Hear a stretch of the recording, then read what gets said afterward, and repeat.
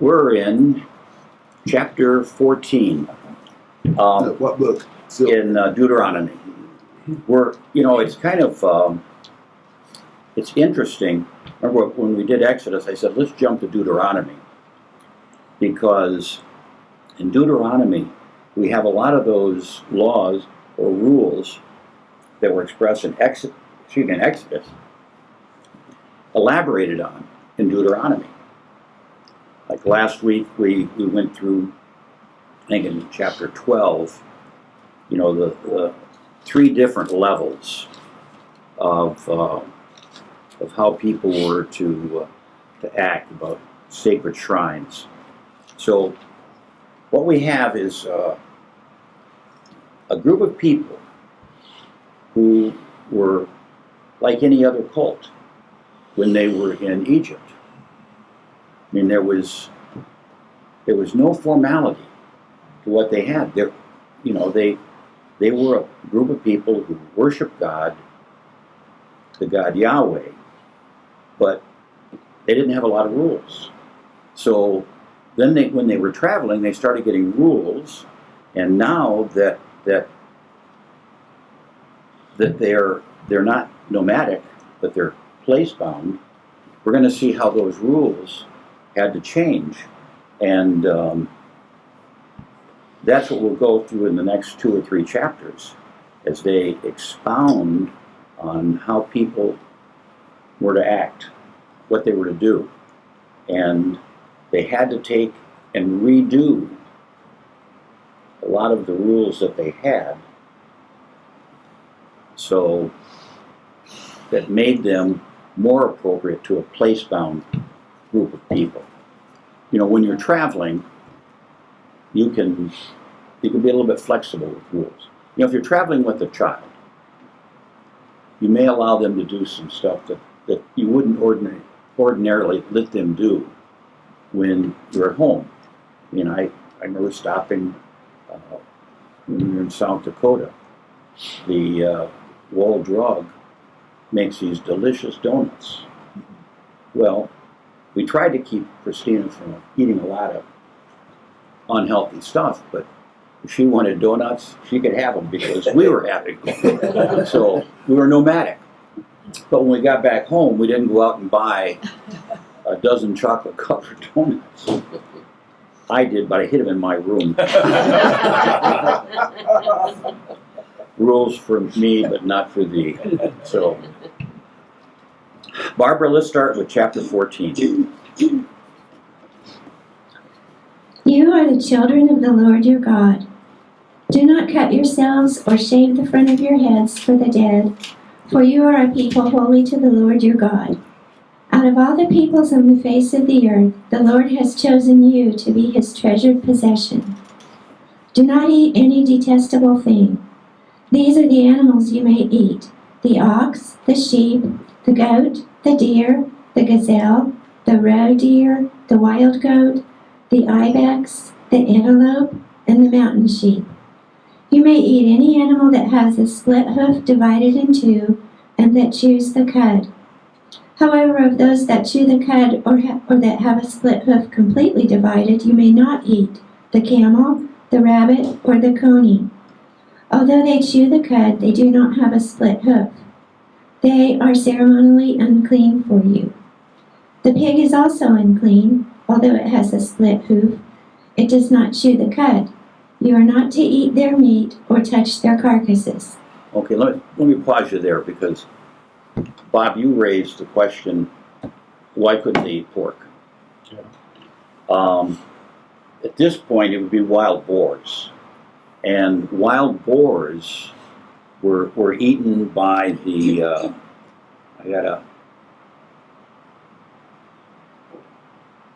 Syrians.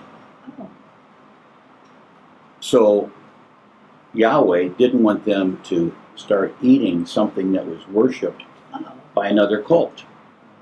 So they said, no pigs or wild boars. And I found that interesting, because you would think that there was maybe some sacred thing, but it was just, don't let people mistake your cult to the Syrians. So we're going to tell you, don't eat pigs. So the Egyptians also ate pigs. So the Syrians and the Egyptians. So also that in the beginning there, when it says don't mutilate your head, there was a ritual when somebody died that you would shave the front part of. I couldn't do it. Of your head, and so that everybody knew you were mourning. But that was not a cultic thing for the Hebrew people. That was another cult. And so, God said, don't shave your head in the funeral for the dead.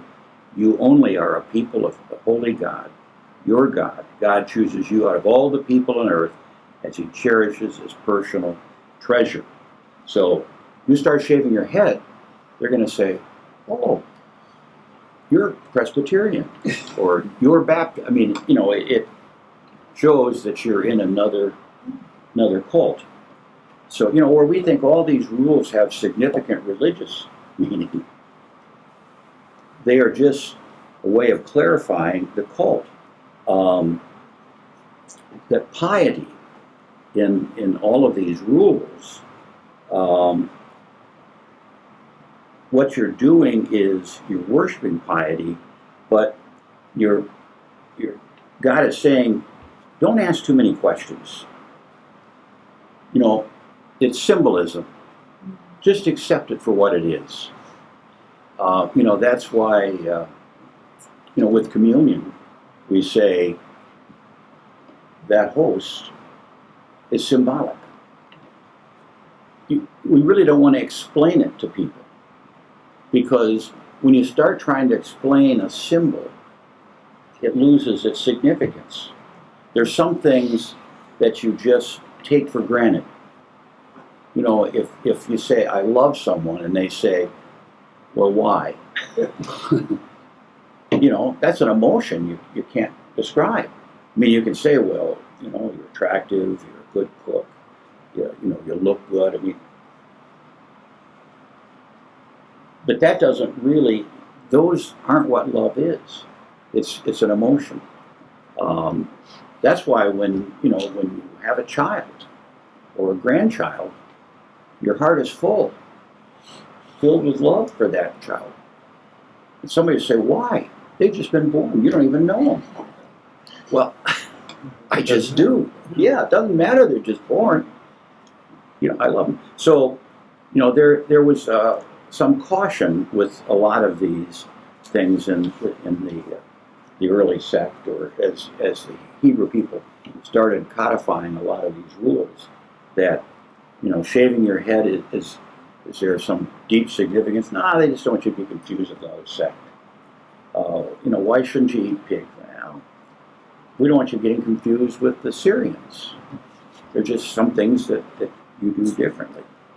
And of course, this is long before barbecue. I think maybe God would have changed his mind if he'd had a good rack of ribs. But okay, Barbara, continue on.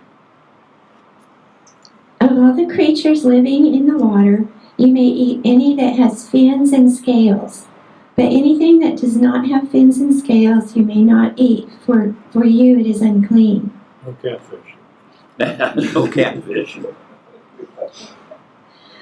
You may eat any clean bird, but these you may not eat: the eagle, the vulture, the black vulture, the red kite, the black kite, any kind of falcon, any kind of raven, the horned owl, the screech owl, the gull, any kind of hawk, the little owl, the great owl, the white owl, the desert owl, the osprey, the cormorant, the stork, any kind of heron, the hoopoe, and the bat.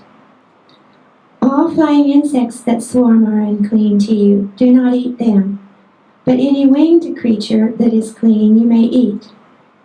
Do not eat anything you find already dead. You may give it to an alien living in any of your towns, and he may eat it, or you may sell it to a foreigner, but you are a people holy to the Lord your God. Do not cook a young goat in its mother's milk. Be sure to set aside a tenth of all your fields' produce each year. Eat the tithe of your grain, new wine and oil, and the firstborn of your herds and flocks in the presence of the Lord your God at the place he will choose as a dwelling for his name, so that you may learn to revere the Lord your God always. But if that place is too distant and you have been blessed by the Lord your God and cannot carry your tithe because the place where the Lord will choose to put his name is so far away, then exchange your tithe for silver and take the silver with you and go to the place the Lord your God will choose. Use the silver to buy whatever you like, cattle, sheep, wine, or other fermented drink, or anything you wish. Then you and your household shall eat there in the presence of the Lord your God and rejoice. And do not neglect the Levites living in your towns, for they have no allotment or inheritance of their own. At the end of every 3 years, bring all the tithes of that year's produce and store it in your towns, so that the Levites who have no allotment or inheritance of their own, and the aliens, the fatherless, and the widows who live in your towns, may come and eat and be satisfied, and so that the Lord your God may bless you in all the work of your hands. Okay, I have a question. yes. In verse 18, what is a hoopoe? Or what do other translations say? To me, I didn't know that word.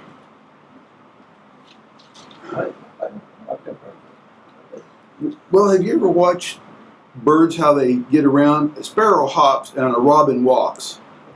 And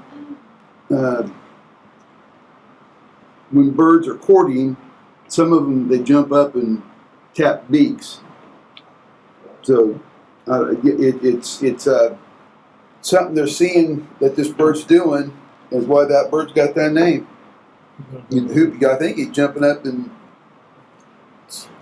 tapping beaks. I don't know. I've seen that on Animal Kingdom, where the birds jump up. Yeah. Now, you talking about the Hopi? It says, mine says Hoopoe. Yes. I don't know. That's some kind of... What? What's Google say? But it's a bird, and it's quite lovely. Yes, Pass it around. yeah. And you can or can't eat. Oh, wow. Cannot. Cannot. Cannot eat it. Well, I could see why. It's too pretty. It says it's found in Africa, Asia, and Europe. So, Let me see it. Yeah. well, I thought it'd be easier to go this way, but Okay, yeah, okay, go around. Yeah, Sorry. I'm sorry. You I know didn't I didn't follow the circle. You may never get your phone. That's okay, you put it on the edge there. So, It's mine. it's a beautiful bird. Yeah, they must have a lot of them or something to name them. It could be that it's what the bird might be eating, because Oh, right now I've got where I work at, the apartment or the house on Beach 26. There's a lot of army worms in the grass, and they crawl out on the driveway. Yeah. Well, he's having them, keeping them from we eating. lost it. People, in the buzzard family, Did you Here, look. Oh, that might be a buzzard family? well, No, that's a. I mean, you don't want to eat buzzards because, they're eating Dead stuff. dead stuff. Yeah, they're scavengers. But it's interesting because it talks about the pelican, the osprey, the stork, and the heron.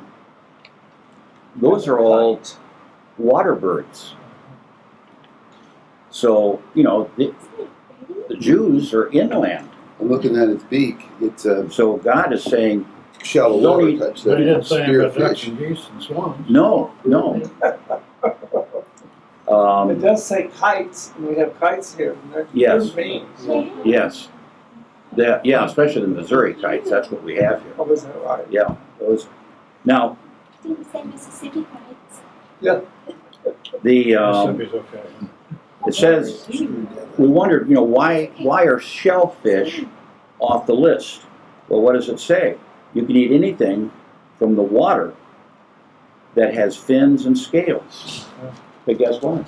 Clams don't have that. Lobsters don't have fins or scales. Shrimp don't have fins or scales. scallops. Catfish don't have skin. Yeah. Scales. Yeah. So you may not eat it. It's ritually unclean. So, you know, what's happening here is the cult is starting to make rules. You know, kind of ironclad rules. And then, you know, don't eat insects. You know, that wouldn't be a hard rule for me to follow. But every third year, you tithe all your produce and you take it to make the sacrifice. But what will be clarified in a later chapter is, well, where do you take it to where God chooses it ought to be. And where was that? Jerusalem. So, you know, if you're making your sacrifice or making your donation, and you live a long ways away, and your produce or your animal is not going to make it, Yeah. you change it for money, sell it, change it for money, and then take the money when you get to the place God chooses, then use that money to buy another animal. That's why Jesus was upset with the money changers and the bird people, because you need to make a sacrifice with a bird or, you know, some of the other animals, and the money changers were charging usurious rates. They were overcharging for people who religiously must make a sacrifice. And it was patently unfair. So, you know, that's why Jesus was upset, and he tossed the money changers out of the temple. It wasn't that they were money changers. They needed money changers. It's just like, you know, we're heading to Europe next month. I've got to change all my currency into euros. And you don't want to go to that money changer in the airport because they don't give you a good exchange rate. So, you know, if Jesus were coming over today, he'd go to all the airports and throw the money changers out.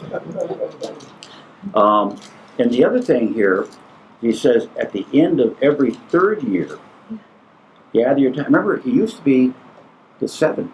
Mm-hmm. But Jesus, what's being said here in Deuteronomy is every third year, tithe from your produce, put it aside in storage, keep it in reserve for the Levite who won't get any property or inheritance.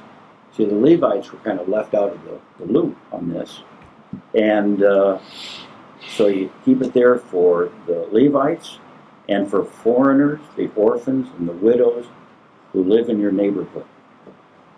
That way, they'll have plenty to eat, and God, your God, will bless you in all your work.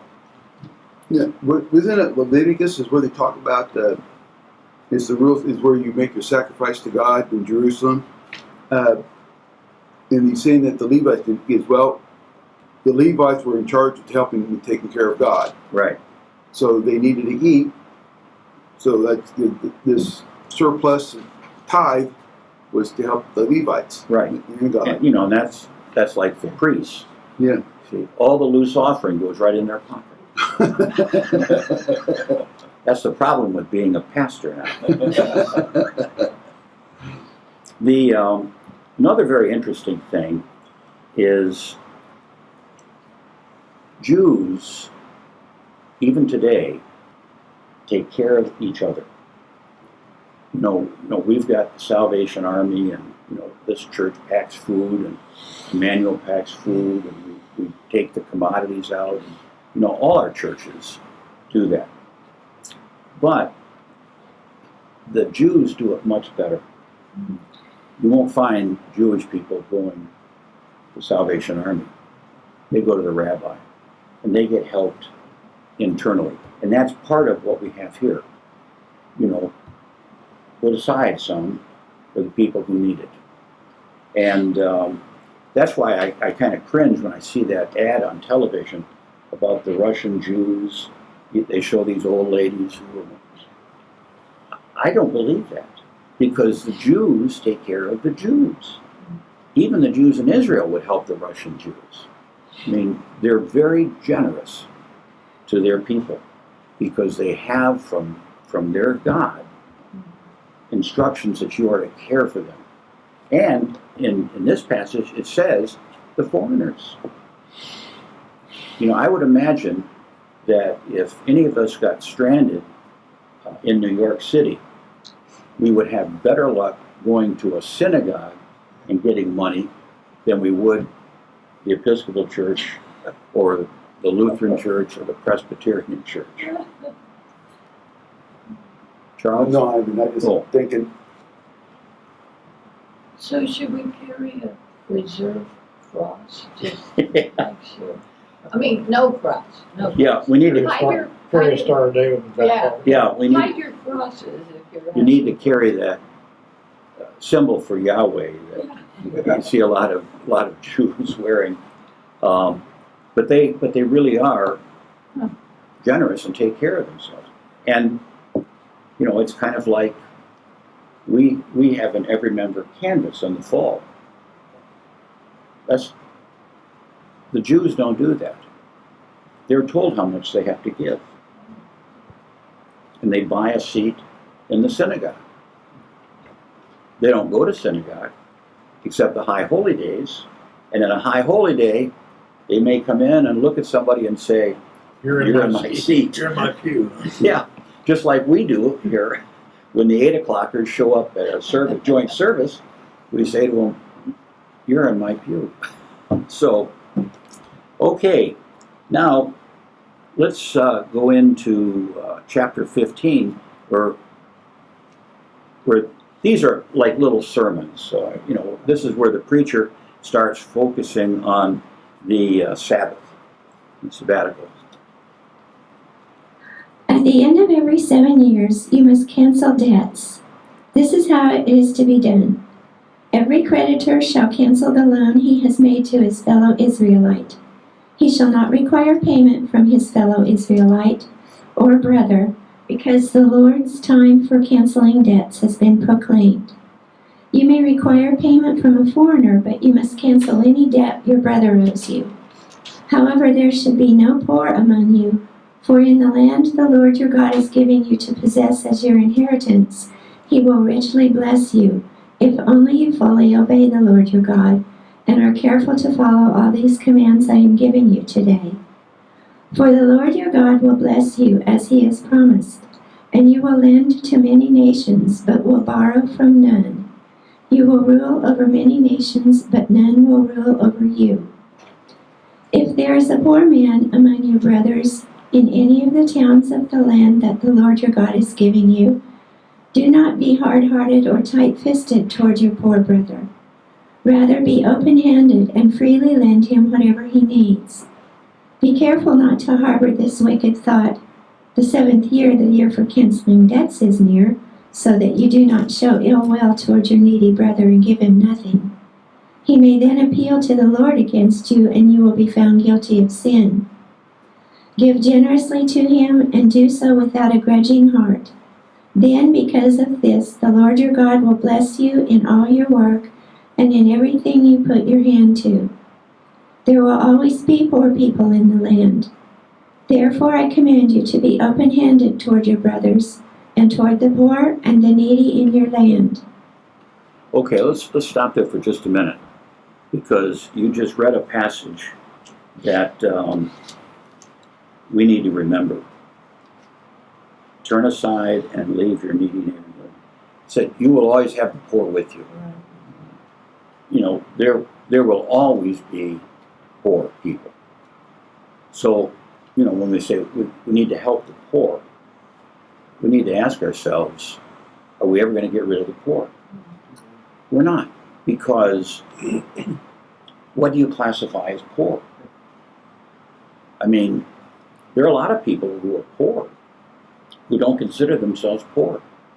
I mean, I grew up in a family, and we were considered poor, lower class. I didn't know that till I was a junior in high school, and we took a sociology, and you know, they started looking at, you know, this is what makes an upper class, middle class, and lower class. We didn't take vacations. We only had one car. We didn't go out to eat a lot. I mean, all those things. But I'll tell you, I never, ever thought of myself as poor. Always had new clothes. In fact, my mom would say to me, "You're going to learn your manners, because if you go over someplace else to eat, I don't want you. You may be poor, but you don't have to act poor." And I don't know how my mom did it, but I always had new clothes for school, and I wasn't wearing blue jeans. I was wearing pants that had to go to the dry cleaners. I mean, I can't believe. You didn't cut out the knees or anything? No. Now, she did make some dresses for my sisters. She'd go to the mill. Fabric store? Yeah, well, no, not the fabric store. They used to pack grain Flower. in floured bags. Yeah. And she would go and they would sell them for like a nickel or something. Oh, yeah. And she would go and get those, and she would make dresses for my sisters out of that. But we just thought everybody did that. And, so you'll always have the poor with you. But we have to say, we should stop saying, "You're poor." Because poverty is not just an economic measure. It's how does your family function? I mean, when I graduated from high school, my mom, I don't know how she did it, but she found money I could buy a class ring.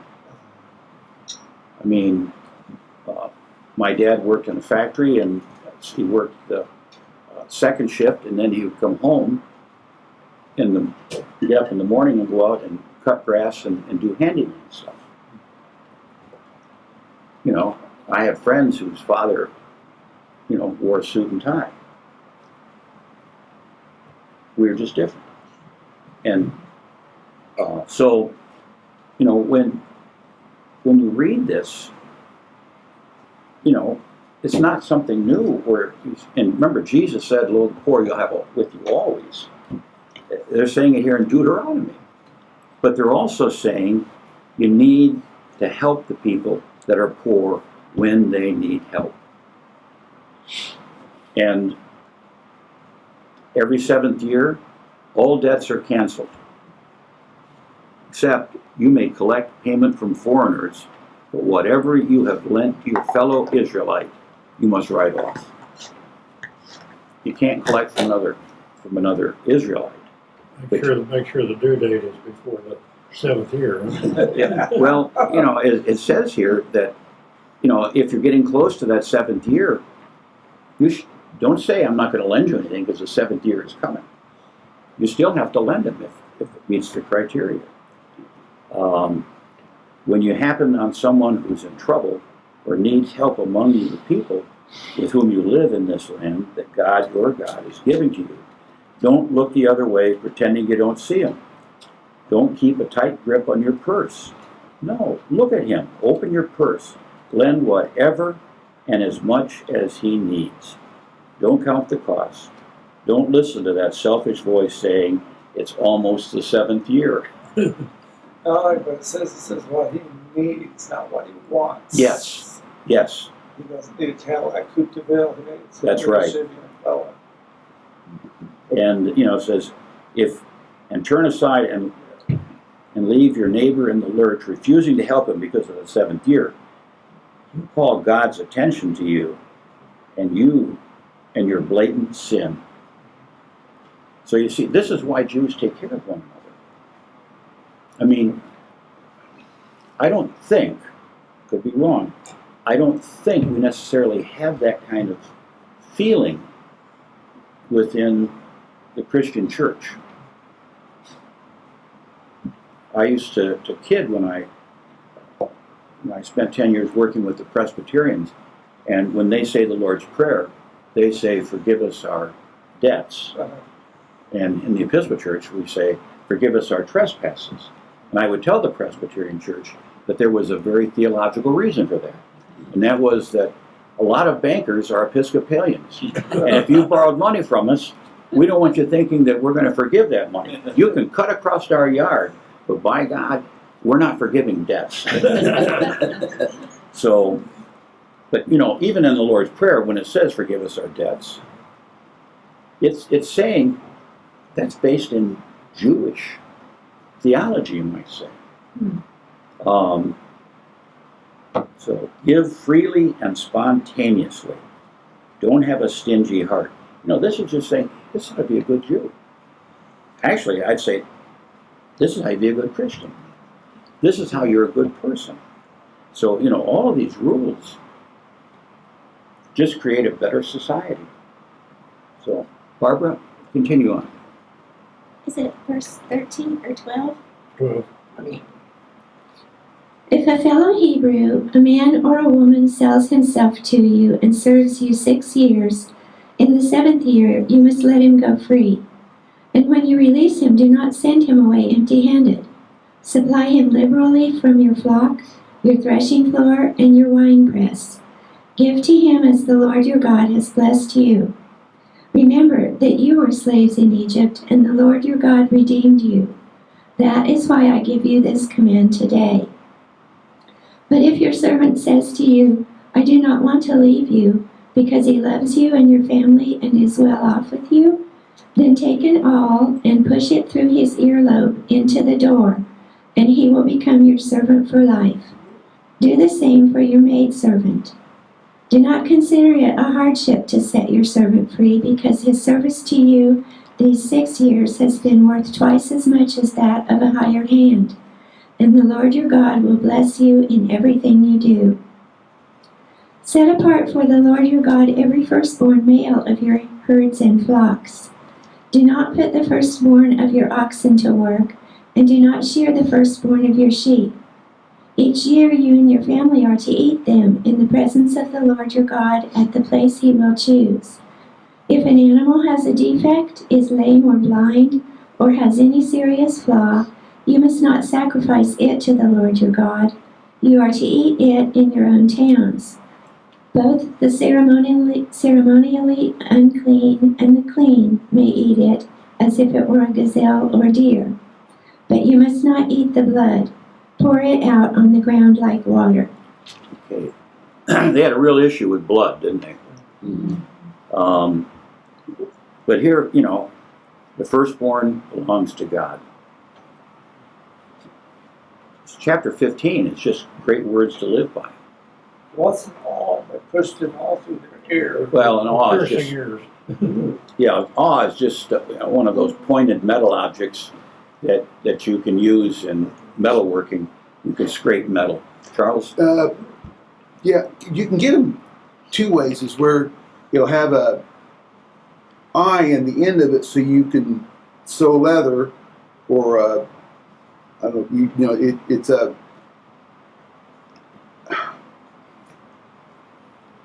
To me, it's used in leather work, Mm-hmm. and because it's got an eye in the end of it, so you can make a loop and then go. Because there's a Ace Hardware on 13th when I was a kid sold them. I don't think. Well, they've got like for Bob Stone and Marty Hudson, they've got some sewing machines that can sew leather. You just got to use the right kind of thread. Right. Well, the one I have in my workshop is just a pointed piece of metal that you can inscribe other metal when you're working on it, or wood. Or a tool for punching holes. Yeah, it's if you need to punch a hole. So what they're doing is you just put their ear against the post. That's just another way. There's got to be something behind it. Kids today use potatoes, but you just punch a hole in their ear, and then you put a ring in there or something that says you're my slave. And as I understand it, you have to be careful to punch their left ear, because if the right ear has an earring in it, that's a sign they're gay.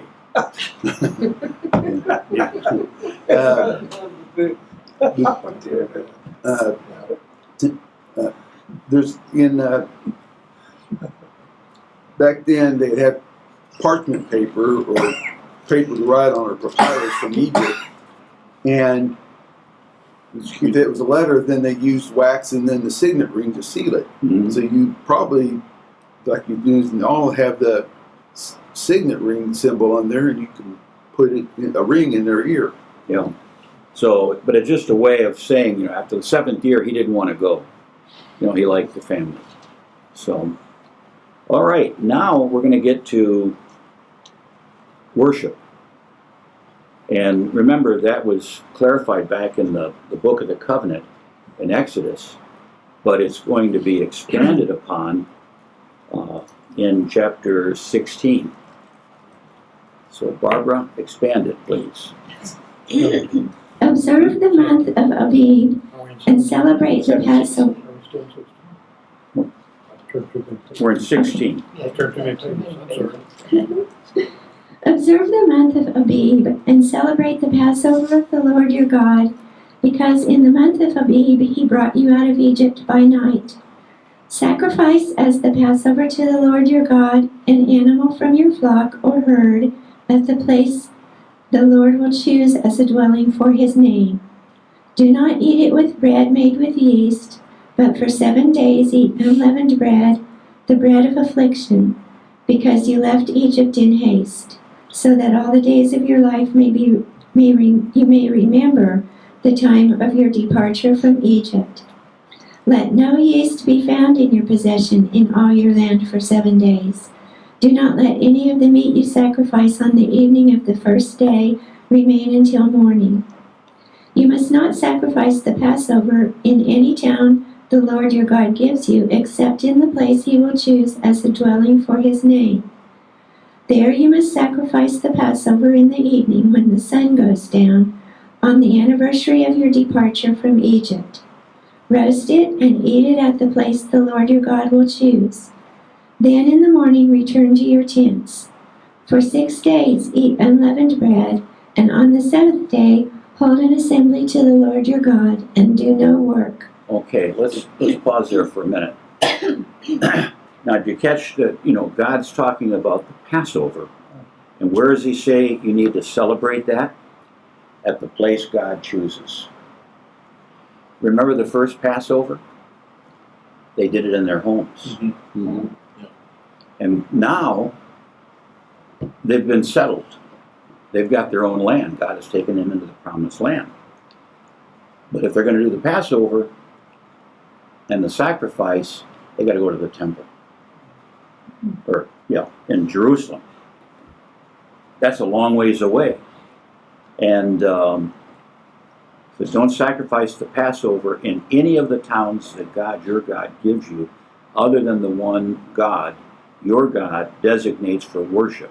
There and there only will you offer the Passover sacrifice at evening as the sun goes down. Now, why do you think he wants it just done in Jerusalem? Because if you start doing it in your own town, you may do it different. Everybody would do it their own way. And you'll end up with Episcopalians, Lutherans, Presbyterians, Methodists, Baptists, Nazarene. So, God is saying, hey, on this feast, Passover, you got to be in temple. And that's why now, we don't have the temple in Jerusalem. If you belong to a synagogue, on Passover, you go to the synagogue. And for a significant amount of Jews, they don't go every week. They're like the Episcopalians that we call the Easter and Christmas Episcopalians. CD Butch. Yeah, there you go. So, but on the Passover, they're there. And don't be in their seat. So, and remember, Passover is a one-day thing. But eat unraised bread for 6 days. Set aside the 7th day as a holiday. Don't do any work. So there you have, when we talk about Passover, we talk about 6, 7 days of Passover. Passover is just one day. Do they still sacrifice the Jews? Symbolically, like we do. They're not bringing in a lamb, but for us, we see communion symbolically as a sacrifice. And again, like 2 chapters ago, when that the preacher is trying to say, don't let trying to understand the symbolism get in the way of the significance of the symbolism. I mean, as a minister of the gospel, I have no idea how people take communion.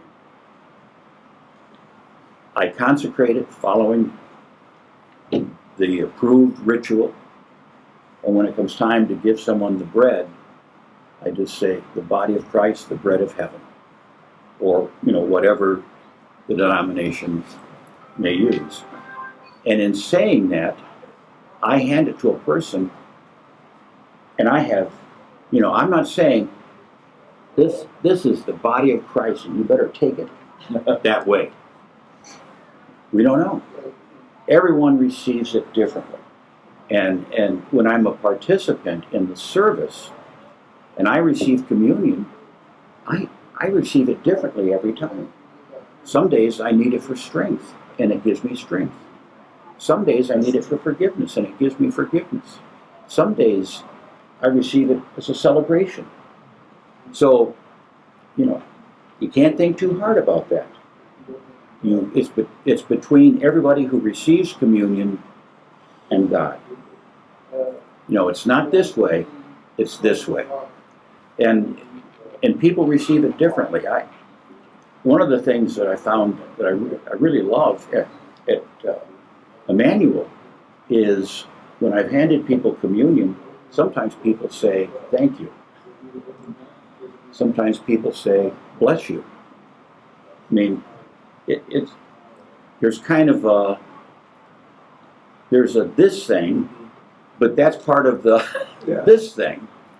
I mean, if somebody gives you something when you feel like you're drowning and throw you a lifesaver, you say thank you. And if you feel that this is a blessing, you say, well, bless you too. So because we pick kneeling at the rail in the Episcopal Church, there's not much that people say. Maybe amen. Yeah, maybe amen. Or make the sign of the cross, but we all take it differently. And so here we're getting the first feast that Jews have to follow, and that is the Passover. I had a question about verse 4. No leaven should be seen with your territory for 7 days. Yes. So was that the birth of the 7-Eleven? Quick stops at the end of the 7th day because they couldn't have any in their community. So where do you get the yeast? You got to go find us. Yeah, 7-Eleven, I guess. Yeah, you've got to destroy all of that. I mean, you can't keep it around. It's kind of like, today, if there are different types of Jews. There's conservatives, Orthodox. But if you're keeping kosher, they'll have 2 sets of plates, 2 sets of cookware, because you don't want to bake the unleavened bread in a pan that's had leavened bread in it. So they have to have it keep kosher. I said before, my sister's first husband was Jewish. Not a practicing Jew, but his brother was a rabbi. And I remember Karen said to me, she said, my mother-in-law's coming out to visit, and we've got to go to Target and buy some more dinnerware because she is Orthodox and she keeps kosher. And so she says, we've got to buy this, I'll have to wash it, but I have to leave the ox out, so she knows we're using dishes that have not been used for regular food. So, good for purchases. Okay, let's move along. Is it verse Verse 9. 9? Yes. Okay. Count off 7 weeks from the time you begin to put the sickle to the standing grain. Then celebrate the Feast of Weeks to the Lord your God by giving a freewill offering in proportion to the blessings the Lord your God has given you. And rejoice before the Lord your God at the place he will choose as a dwelling for his name. You, your sons and daughters, your men servants and maid servants, the Levites in your towns, and the aliens, the fatherless, and the widows living among you. Remember that you were slaves in Egypt, and follow carefully these decrees. Celebrate the Feast of Tabernacles for 7 days after you have gathered the produce of your threshing floor and your winepress. Be joyful at your feast, you, your sons and daughters, your men servants and maid servants, and the Levites, the aliens, the fatherless, and the widows who live in your towns.